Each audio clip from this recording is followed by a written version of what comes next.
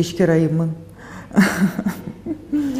Өтө кыйналып турмун да, ну даже вактым болбочу да меникичи. Бирдемке кылыш керек депчи, мындай болбойт депчи. Дунганский пельмень түйүп отурат, чучвара, пельмень. Оказывается, за всю беременность мен бир уктап аптырмын. Мындай бирөө менен сүйлөшө албайм да, 5 мүнөттөн больше мага жаман болуп кетем да. Өзүм образованияма көп время уделять еттим. Аялдар не обязаны это все делать, да. Издесең, возможно, всегда чыгат экен. Азыр көп не иш кылам, кантем, эмнетем, даже үйдө отуруп алып эле азыр карасам. Азыр Инстаграм бар, пожалуйста, эмнеге сен мастерсиң, бирдемкени үйрөнүп алып тамак жасап чык. Ошол эле полуфабрикат жасаса болот. Ошол эле пирожки салып, сонун украшение кылып сатса, ошол эле торт үйрөнүп алып жасаса болот. Возможностьтер көп деп мен ишенем, ошогочу көрүп турам. Мен деле башында жолдошум каршы чыккан, иштебейсиң, болбойсуң, балаңды кара, отурба. Анан мен мындай каршы чыккан жокмун да, эмне иштейм депчи, жок, сен жакшысың, макул, сен хорошо деп атып эле, хорошо деп атып, лишь бы мага тийбесин да, меничи только тийбе мени, мен иштейинчи депчи. Анан уже биз кичине вот иштеп, кичине уже акча көрүнүп баштаганда, анан жолдошум мага кошулду да. Башында өзүм баштагам. Мен эле пример болоюн. 2,5 жашар балам, кичинеке 6 айлык балам менен баштадым го. Ошол эле вот мен деле отурсам болот, мени баксынчы депчи, жыргап эле отура бербейм мен деле, ошо баксын. Мен ачкадан өлгөн жокмун. Шүгүр эле болчу, совсем эле не страшно болчу да, чтобы без там нан жок, андай эмес. Ну, я не хотела такой жизни, да, я хотела другой жизни. Менде всегда мындай чоң мечтам бар болчу да, ушун мен чоң үй салам, мен чоң үй алам, мен мындай иштейм депчи. Ошо өмүр бою эле бизнестемин. 16 жашымда мамам өтүп кеткен авариядан. Өзүм ошондо студент болчумун, 1-чи курста. Школду Россияда бүткөм, институтка Россиядан өткөм, юридический факультетте окучумун. И мамам өтүп кеткенде бүт ответственность өзүм алышым керек болду да, за свою жизнь, за учебу. 11 жаштагы сиңдим бар болчу. И ошондо эле иштеп баштагам. Корейский салат кылып. Өзүм студент болчумун, анан 1-2 точка сатып алгам, бизнес кылыпчы корейский. И салатты кайдан үйрөндүңүз? мамаман үйрөнгөм. Мамам өмүр бою ошо общепитте иштечи да, ресторан, кафелерде иштечи. Эң биринчи ошо Чита деген шаарда корейский салат баштаган өзү, жасапчы. Ошондо билгем да, бизде вообще үйдө мындай культура вкусной еды было, культура бир отуруп баарыбыз тамак жеген, постоянно всегда даамдуу тамак кылып отуруп тамак жеп, и кичинекей кезеңимден үйрөткөн да меничи даамдуу тамак жасаганды. Ошондо бизнес чыгып калды. Эртең менен саат 5-те турам, ошо салаттарды заправка кылам. Анан такси менен ташыйм, бир дедушка менин водителем болчу. Точкаларга таркатам, анан өзүм окуйм. Окугандан кийин барып туруп заготовка кылам, кайта барып базарга барып ошо морковка, картошкаларды алып келем. Бирок жакшы акча түшчү да. Ошондо эле 3 айда мен өзүмө бир чоң жакшы машина сатып алгам да. 21 жашымда күйөөгө тийдим. Күйөөгө тийип кыздуу болдум. Ошо кыздын боюмда болгондо эле ишти токтоттум да. Токтотуп, эжеме өткөрүп берип койгом да, ал дагы ошондой бизнес менен иштечи. Бишкекке келип, бу жерде ойлогонбуз жакшы, бир ипотекага жардам беребиз деди туугандарыбыз. Анан бияка келсең иш болот деди. Анан келсек, ипотекада болбой калды. Кризис момент болуп калды го, наверное, ошондочу 2000, по-моему, 9-жыл келгенбиз. Дордого да чыгып көрдүм иштеп. Кафеде ачып көрдүм. Анан байырство иштедим, товар Россияга салып. Екатеринбургка өзүм поездга отуруп товар ташычымын. Иши кылса, ошол жерде мени жашоо жакшы эле бышырды деп айтсам болот. көп нерсени ошол жактан да үйрөндүм. Анан ушу 9 жыл я не могла родить кызымдан кийин эко кылып төрөдүм.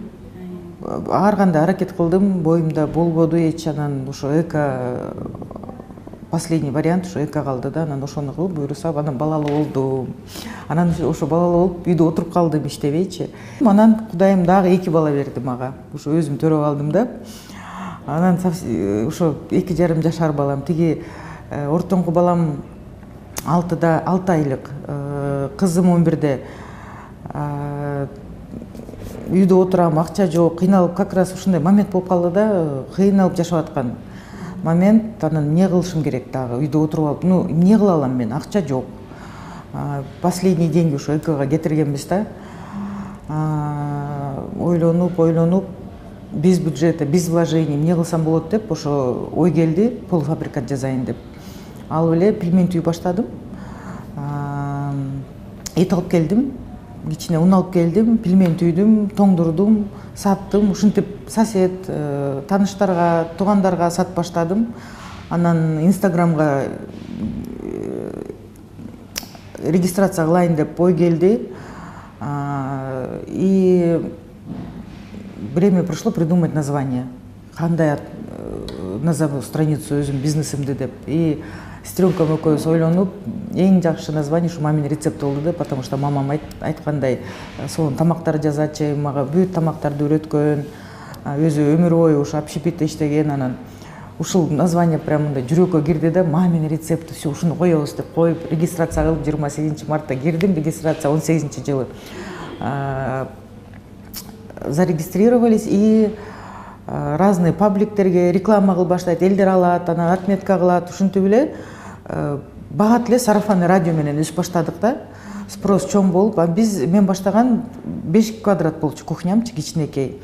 Анан барып жеңем менен Беловодскийден сүйлөштүм. Жеңе бир баштайлы, спрос жакшы болуп атат, коркпо, иш болот, уже клиенттер бар деп я ее уговорила. Анан жана Альда залын, чоң залын полностью, Альда ушундагы кичинекей үйдө жашайбыз, чоң үй всегда бош да, полный переоборудовали цехка. Анан ошону баштадык ошо жерденчи.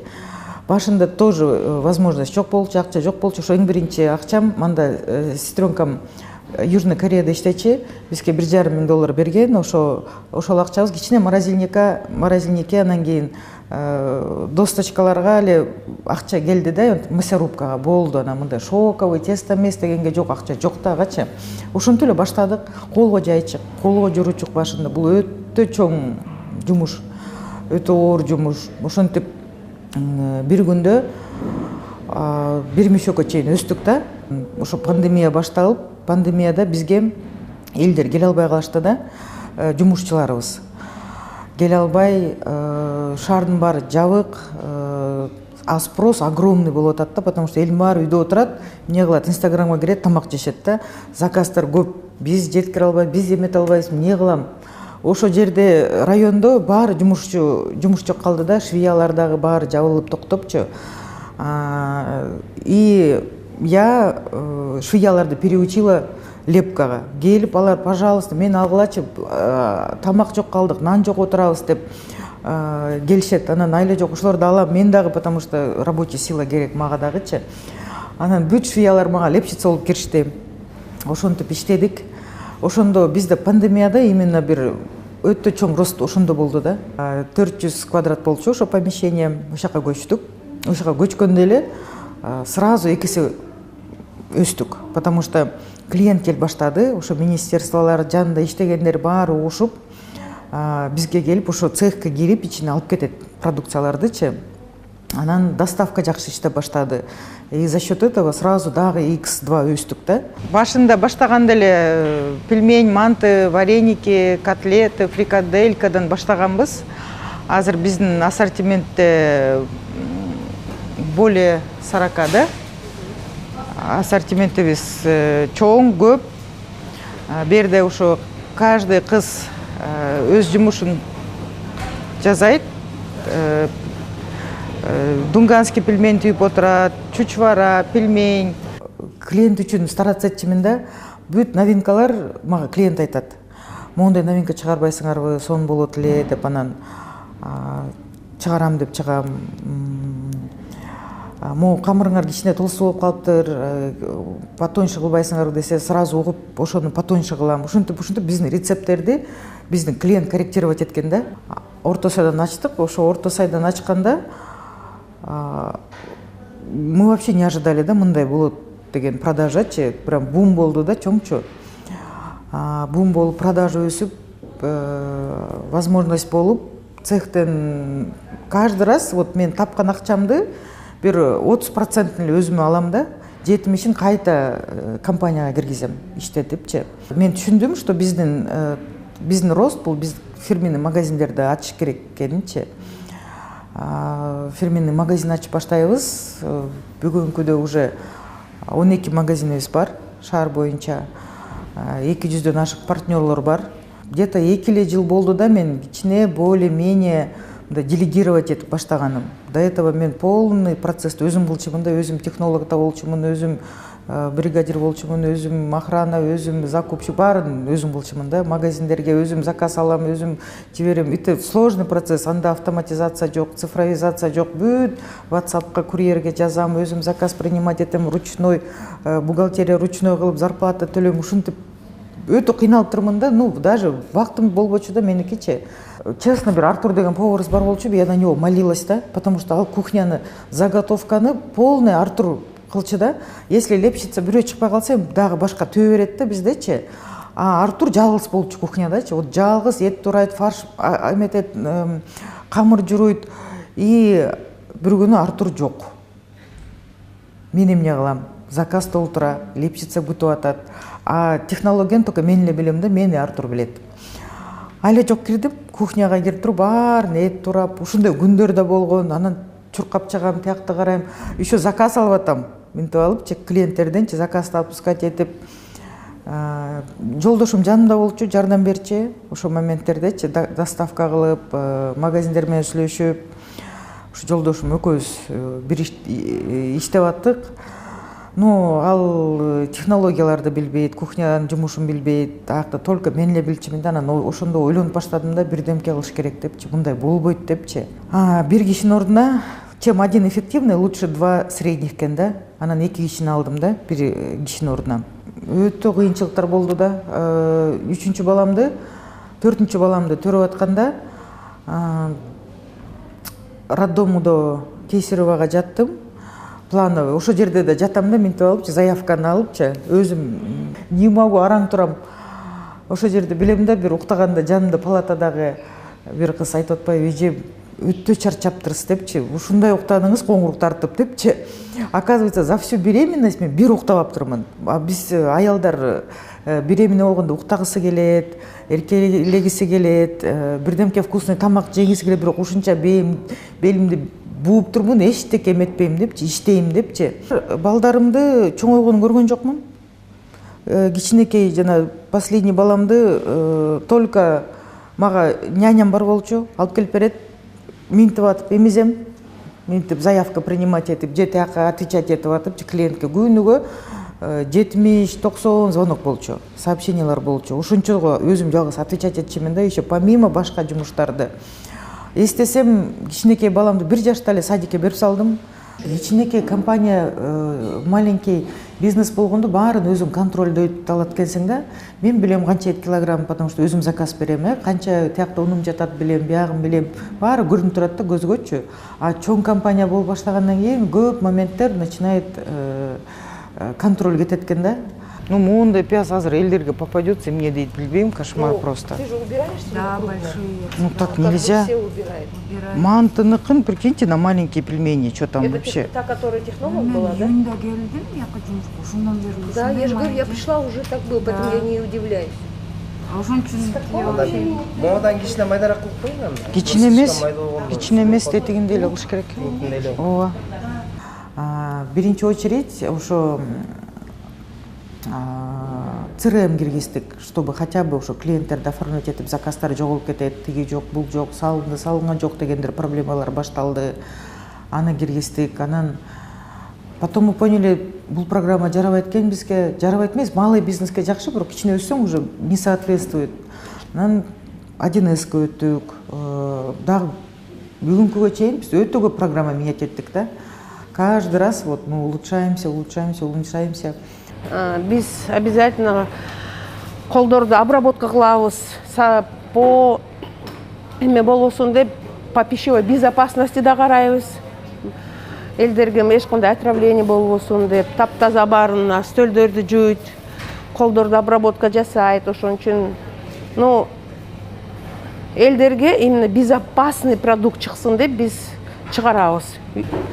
Эт бизде эң жакшы эттен, биздин балдар ошону жасаган этин алып обжиловка деген жасайт. Катуу эмелер бар го, ал жилка дейт. Ошоларды алып салабыз, ошондой эмелерин туурабайбыз.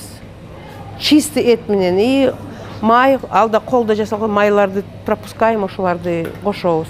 Пельмень жасайбыз, мындай эле кол менен кесет, ошо бирден алып ошону пельмень жасайт. Все колдо, үйдө эле. Биздин сотрудниктер саат 8-ге келет, вовремя келиш керек. Түштө бизде обед бар. Мен азыр өндүрүүчү ишканада турам. Бул ишканада өзүңүздөр көргөндөй бардык жумуштардын бардыгы эч кандай станоксуз, эч кандай жабдуусуз адам колу менен даярдалат. Мына өзүңүздөр көргөндөй, мына мантылар, пельмендердин бардыгы колго түйүлүп жатат. Эмне үчүн бул фирманын өнүмү даамдуу болот десеңиздер, демек сыры ушундай экен. Оператор алганда мен баарынан да жыргагам оператор алганда, потому что 2 жыл телефонду вообще мындай тынбай сүйлөп турмун да, 2 жыл телефон минтип эле жүрүп турмун да. Азыр до сих пор эмем калды. Мындай бирөө менен сүйлөшө албайм да, 5 мүнөттөн больше мага жаман болуп кетем да, сүйлөшкүм да келбейт, вообще сүйлөшпөйм да. Ушу телефон дегенде өтө мындай катуу мага эме калып калыптыр жүрөгүмдөчү. Андан только үйрөнүп баштадым өзүмчү. Бизнес деген эмне, бизнести кандай куруш керек, форумдарга барам, консультацияга барам, башка бизнестер менен жолугуп сүйлөшөм. Каждый раз бир совет беришет алгандайчы, муну кылсаң мындай жакшы болот, мындай алыш керек, мындай деп. Өзүм образованияма көп время уделять еттим и до сих пор уделяю. Постоянно, непрерывно обучаюсь. Постоянно жанымда бир консультант, наставниктерим бар. Программа «Женский форум» куракка ментор болуп киргем. Анан ошол жерде ЭБРД банкты угуп калдым. Ошондой женский предпринимательская жардам беребиз. 10 000 еврого чейин алсаңар болот деп. Анан ошол жерде чоң больше всех нуждаетесь десек, ойлонуп көрсөм, азыр бизге ошо приложение керек экен да. Ошол боюнча барып проектты жаздык, рассмотрели, одобрили, беришти акча, полностью оплатили.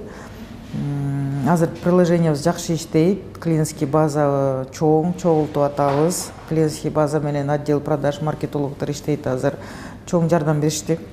Азыр деле беребиз деп атат, дагы грант беребиз дейт. Азыр уже 70 000 долларга чейин бере алабыз дейт. Ошо жөнүндө да сүйлөшүп атабыз до сих пор. 2020-жылы биздин банк бизнестеги аялдар деген программаны баштаганбыз. Ошол программанын алкагында аялдарга, ишкер аялдарга каржылоо, техникалык жардам, консультациялык жардам, ошол өзүнүн тренинг жана мындай байланыштарды түзүү деген ар кандай продуктуларды сунуштап атабыз. Ошондон бери 300дөн ашык ишкер аял бизден жардам алышты. Кыргызстандагы ишкер айымдарды биз менен иштегенге чакырам. Бизден келип ошо консультациялык жардам, тренингтерден, менторство, каржылоо жактан дагы жардам алыңыздар деп чакырам. Аялдарда эмебиз бар да, чувство вины, когда биз балдарыбызга время бербейбиз. И мен ошо чувством вины постоянно могу жерде турчу да, ушу мен балдарымды карабай калдым, садикте чоңоюшту, мындай болду депчи. Потому что бир 3 жылдай мен действительно только иш менен эле алек болдум да, ошо иш, ушуну тургушум керек, ушуну кылышым керек. Мен башка жашоо кааладым да. Мондай жашоодо я не хочу жить, я хочу другой жизни деп өзүмө цель коюп, ошо цель менен кеттим да. и постоянно чувство вины бар болчу. Анан бизде группа бар, мир полуфабрикатов деп. И ошол жерде бир чоң эже жазып калды да, акта мындай бөлүшөбүз, сүйлөшөбүз, анан жазып калды да, мындай: вы знаете, говорит, мурун жумуш балдарым ушу өзүм чоңойтойн деп жумушка иштебей отуруп ушу балдарымды чоңойтком дейт да, өзүм садикке апарып, өзүм карап, баарын школго заниматься этип чоңойтуп дейт. А сейчас, говорит, время пришло, мама, они хотят лучше телефон дейт, они хотят лучше туда сходить дейт, одеть, да, какую-то вещь, что-то купить, покушать, кафе такое хотят дейт. А менде возможность жок дейт да, потому что мен ошону упустила дейт да, и мен ушу балдар үчүн упустила дейт, ушуларды өзүм багайын, өзүм чоңойтоюн депчи. Азыр мени обвиняют кыздар, антпегиле, иштегиле деп. Анан карап көрсөм, азыр Кудайга шүгүр да, айтканымды кылдым да. Ошо кызым кичинекей болчу, 11 жашта, 11-12де жанагы 6 айлык баламды карайт. Эртең менен мен туруп тамак кылып, тамак берип уктатып, анан кийин ишке кирем да. Дальше уже школдан келет кызым. И ошону карачы да, өзү кичинекей, алда ойногусу келет, баскысы келет, чуркагысы келет. Пожалуйста, кызым, ушуну карап берчи, жардам берчи мага, мен сага көрөсүң, мы большой дом возьмем, у тебя будет красивая комната, у тебя то будет, я тебе это сделаю, только помоги мне азыр, жардам берчи мага деп жалдырадым да. Ошентип карады, ошо баламды ошол чоңойтду, если честно. Мама у нас трудолюбивая, она до того, как я родилась, да, еще работала всегда, всегда хотела меня в лучшую школу отдать, чтобы я получила самое лучшее образование, всегда старалась для детей, для семьи. У меня, получается, когда мама только начинала бизнес, у меня было 2 братишек, вот, и я за ними смотрела, пыталась помогать хоть как-то маме, если даже пока не финансово, мне тогда было лет 12, наверное, то морально поддержку ей давать. Вот, смотрела за братишками, и вот как бизнесу стало вроде 2-3 года, у меня 3-й братишка появился, и я тоже помогала за ним смотреть, и параллельно еще помогала по работе. Ну, самый большой, это самый дорогой для меня человек. Она всегда все для семьи делала, всегда одевала. Если даже у нас не было денег, да, условно, пойти хорошо одеться, да, но все равно откладывала последние деньги, чтобы я там не выделялась. Всегда она дала мне очень хорошее воспитание, всегда меня поддерживала. Вот если в то время я давала ей, пыталась давать свою поддержку, сейчас она поддерживает меня в моих начинаниях. Балдарым менен азыр постоянно путешествуют, возможность бар да, и в этой жизни надо всегда вот выбирать путь, не лениться. Мен өзүм ойлойм, ошо менин характеримден мамама тарткан. Мамам да эң биринчи 88-жылы ошо Россияга Читага барып, ошо жерде эң биринчи пиццерия, ресторан ачыптыр да. Ошондо эле мындай новатор болчу да алчы, бирдемке жаратман дегендейчи, бирдемке жаңы ачып, мындай кылып иштетип. Никогда жөнө турбаган адам болчу да. Үйгө келгенде бирок очень женственная, жакшы хозяйка болчу.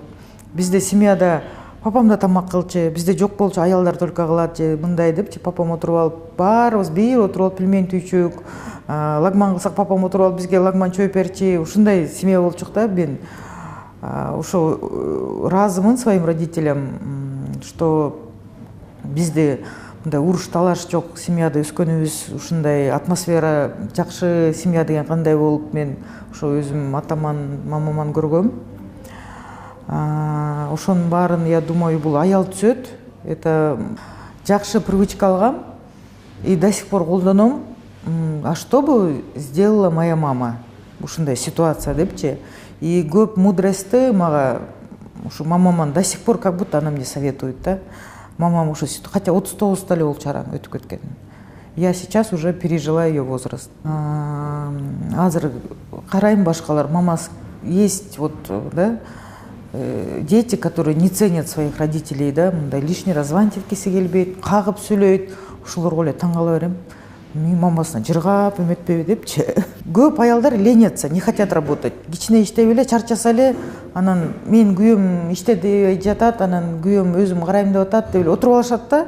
Ошол туура эмес да. Менин оюмчачы, аял деген иштеш керек, бизде азыр бүт возможность бар, эркекке такое время на мужчин полагаться нельзя деп эми.